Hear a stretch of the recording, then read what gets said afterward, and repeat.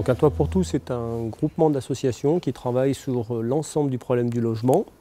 Et Un Toit pour tous est composé de plusieurs associations. Donc j'en ai parlé, Territoire, qui est une agence immobilière à vocation sociale.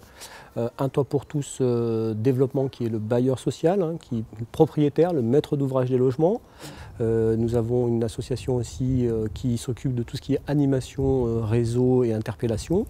Et puis un observatoire du logement en Isère qui nous sert à connaître les problèmes du logement sur notre département. C'est une petite maison. Historiquement, c'est l'ancienne cure en fait, de la ville de Sassenage que nous avons racheté et réhabilité afin de produire 2 logements. Un petit logement au rez-de-chaussée, puis un logement un peu plus grand en étage.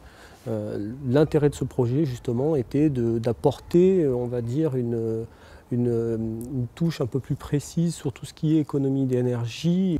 Cette opération est particulière puisque nous maîtrisons l'ensemble du bâti. Ici, sur la commune de Sassenage, nous avons la nappe phréatique qui se trouve relativement proche et très peu profonde. Du coup, nous avons pris l'option d'installer un chauffage à plancher chauffant avec une PAC reliée à la nappe phréatique qui a un très bon rendement et qui, pour les futurs locataires, allait apporter justement une économie d'énergie, une économie de coût de chauffage. Ce qu'on appelle l'enveloppe du bâti a été complètement reprise avec une isolation par l'extérieur. Isolation des rampants, on a un toit aussi complètement renforcé avec 300 mm de laine de roche en comble et en sous-pente. Avec l'ensemble de l'habitation après ce qu'on appelle le second œuvre qui a été repris entièrement pour faire 2 réhabilitations lourdes et remettre à neuf ces 2 logements. Au niveau de l'occupation, ça fonctionne bien puisque nous avons donc 2 familles ici avec un petit bout de terrain qui est partagé aux 2 familles. Le but aussi de l'insertion, c'est quand on parle d'insertion, c'est aussi un petit logement, on a fait un grand logement, c'est-à-dire qu'une personne seule ou un couple avec une famille, donc on a un plus grand logement avec des enfants, 3 enfants, un couple avec 3 enfants. Ça fait aussi mixité dans la composition familiale. Tout ça au sein d'un quartier centre-ville de Sassenage, le centre historique, ce qu'on appelle ici de Sassenage, pour faciliter l'insertion. L'avantage chez nous au niveau de l'insertion, effectivement, c'est quand je parlais de diffus, c'est du diffus, nous, un logement, un appartement est égal à une opération. On s'efforce à prendre une montée de copropriété, un logement à l'intérieur de la copropriété avec un bailleur classique, un propriétaire occupant, un logement comme le nôtre au milieu, ça facilite l'insertion. On s'aperçoit très clairement que quand notre logement est en diffus comme ça, sans communication avec un propriétaire qui achète, qui rénove le logement, le locataire rentre, ça passe très bien, personne ne s'aperçoit que c'est un logement social et du coup les gens sont tout de suite intégrés. Nous sommes sur la commune de Sénas, dans les Bouches-du-Rhône. Donc là, on est dans le centre ancien, dans une petite ruelle qui est juste à côté de la mairie, qui s'appelle donc l'impasse de la Pompe, dans lequel se situe donc l'immeuble sur lequel on a engagé des travaux de réhabilitation. Nous répondons à la carte en fait, aux personnes, aux politiques qui nous sollicitent. Ce sont donc des petites opérations, souvent en centre ancien, où l'accessibilité est difficile, qui n'intéresserait peut-être pas forcément des gros opérateurs, mais où nous, parce qu'on est implanté aussi localement sur le site, on peut travailler plus à proximité. On fait du travail de proximité. Et c'est vrai que la particularité de notre structure associative, c'est aussi de faire un peu du logement, on va dire à la carte. On se dit qu'on est un peu les couturiers du logement, dans le sens où on va chercher des petits immeubles, comme là derrière nous, où il y en a un autre aussi immeuble dans lequel on a fait une opération sur Sénas. On a sorti 3 logements, donc ce n'est pas non plus des grosses opérations, mais c'est des petites opérations qui, mis bout à bout, s'adaptent aux situations locales et s'adaptent aussi au public. Dans cet immeuble réhabilité, nous avons donc aménagé 4 logements, 2 T2 et 2 T3, pour un montant global de travaux de 300 000 € environ. Donc, dans le cadre de son action de production, donc l'association Empile a donc signé avec la commune de Sénas un bail à réhabilitation d'une durée de 15 ans sur cet immeuble. Monsieur le maire a une volonté de production de logements pour ses administrés. Et nous, on est là un petit peu pour répondre à sa demande.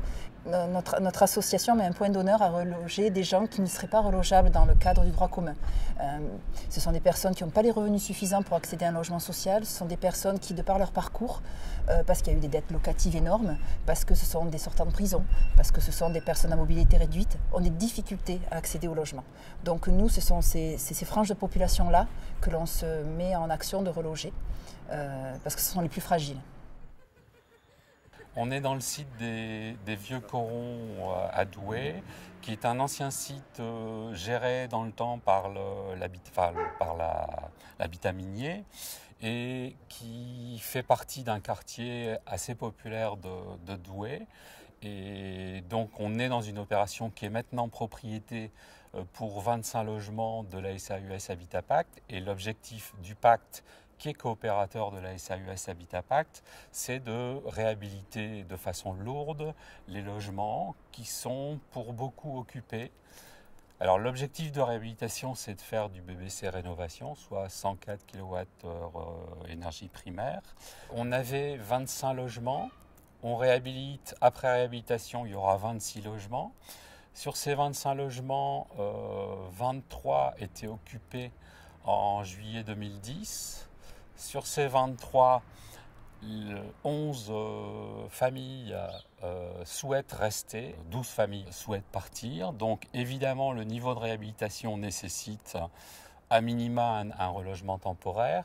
Il y a une redistribution des logements qui sont organisés, et on a voulu associer au maximum les familles présentes, parce que l'acte de réhabiliter, même en BBC rénovation, doit s'accompagner d'un accompagnement social, organiser du lien social entre habitants, les habitants avec le quartier.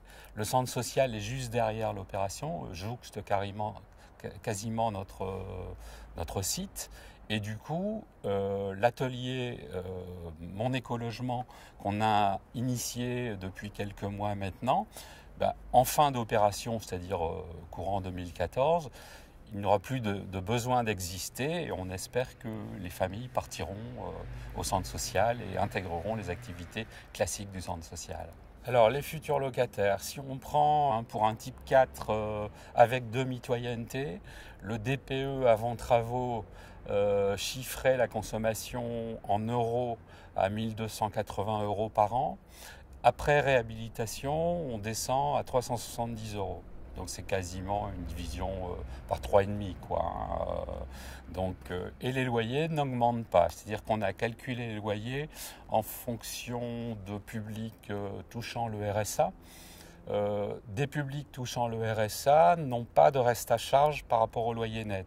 Ça veut dire que la seule préoccupation future des locataires, c'est les charges locatives qui vont être 3,5 fois en dessous de ce qu'ils payent aujourd'hui.